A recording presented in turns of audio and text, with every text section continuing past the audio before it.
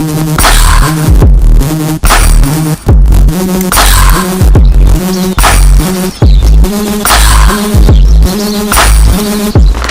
book I'm reviewing today is The Magic of Reality: How We Know What's Really True by the award-winning nonfiction author and world-famous biologist Richard Dawkins. The illustrator of the book is David McKean, and the year of publication is 2011.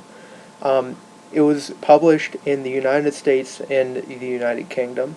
In the United States, it was published by the Free Press, and in the UK, it was published by the Bantam Press. The genre of the book is a nonfiction science book. There isn't a set plot in the book. Each of the 12 chapters of the book cover a different topic from a specific field of science. Dawkins starts out every chapter with a few creation myths from fairy tales and religions to explain certain phenomena of science. He then proceeds to explain the same phenomena using the scientific reasoning under the What Really Happens section of every chapter. The topics covered in The Magic of Reality are: what is reality? What is magic? Who is the first person? Why are there different kinds of animals?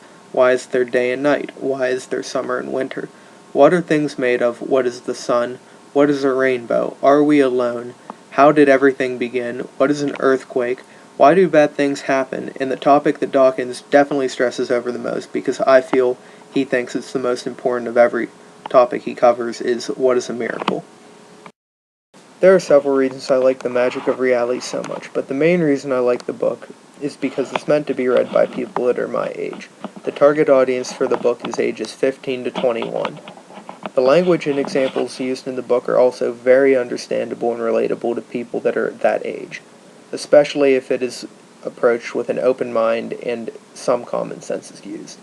Additionally, the format of the book is very appealing. Every chapter explains a different concept of science.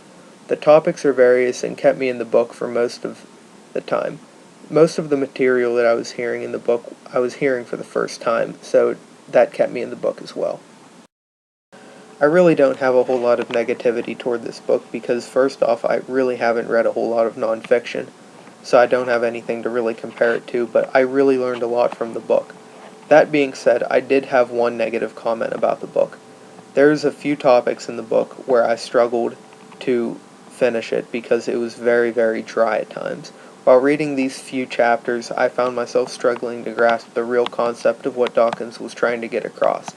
Specifically, while reading the chapter, Who Was the First Person, I had to resort to rereading the material several times until I fully grasped the meaning of what Dawkins was trying to tell me.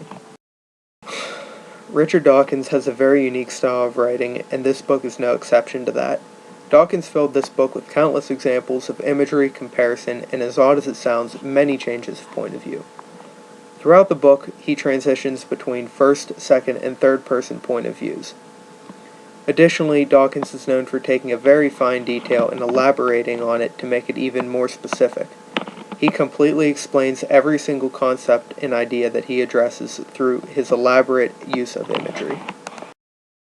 I would definitely recommend this book to anyone that is willing to learn and is interested in this kind of subject matter, but I do feel the need to make something perfectly clear about this book. Richard Dawkins is considered to be one of the world's most famous atheists, and in this book he makes no attempt to hide this fact. For this specific reason, this book, just like just about every other book that Dawkins has written, is very controversial and goes against a lot of religious teachings. Practically every scientific explanation that Dawkins brings up goes against multiple teachings of multiple religions. To be honest, though, the reality of the situation is religious teachings and science tend to contradict.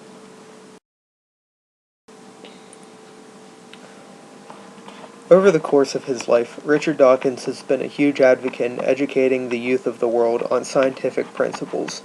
He thinks this could only better the future of our world. He made this book with the intentions of making a book that was very suitable for a high school student or an early level college student. I believe this book is very suitable for individuals ages 15 and up.